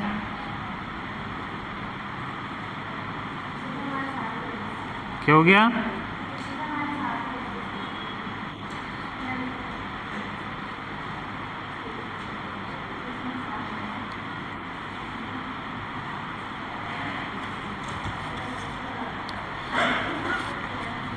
अगला लिखना सर्वाइकल एग्जामिनेशन। अरे बातें नहीं, इसको लिख लो पहले।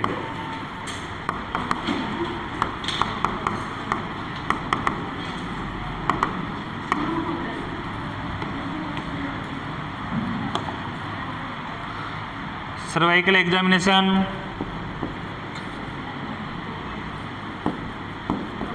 सेम ईयर लेना।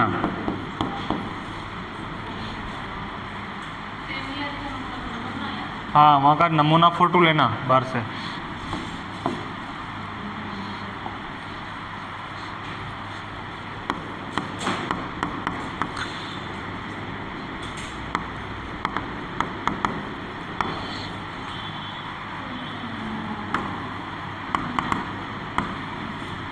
obstetrical grifts, और ग्रिप्स भी कई प्रकार के होते हैं।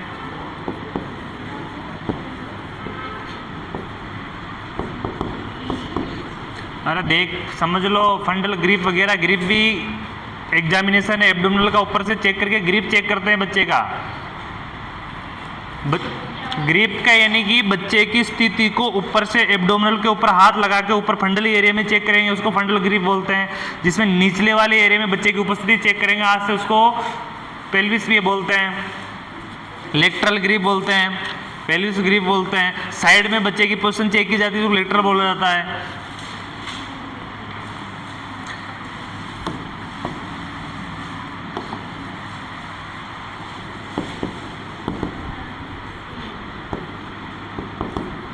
लेटरल ग्रिप ये नर्सें एग्जामिनेशन करते हैं एब्डोमिनल कैविटी का, तो उससे में ग्रिप चेक करती है, अपनी अंगुलियां रुकती है नहीं रुकती है, वो ग्रिप है।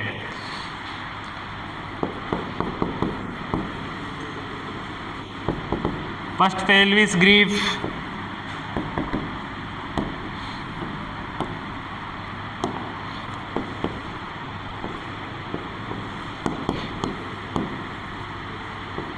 Second pelvis grip,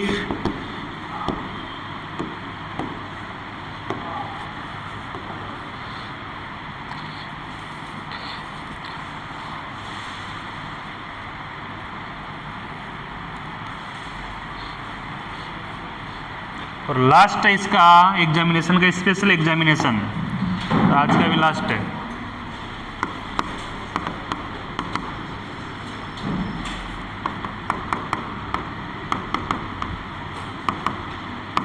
special examination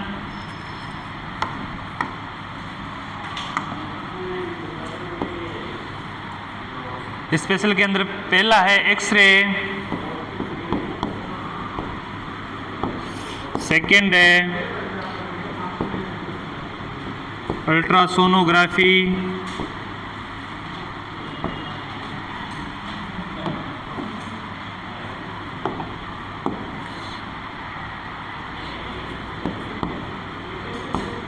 serum test,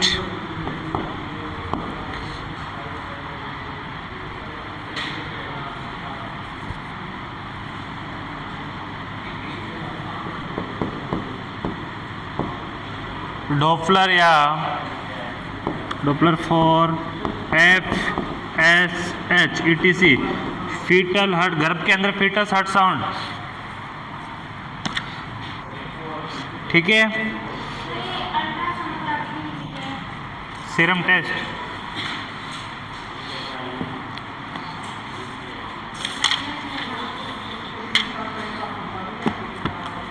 अभी के लिए काफ़ी है क्या? हाँ ले लेंगे ना प्रेजेंट।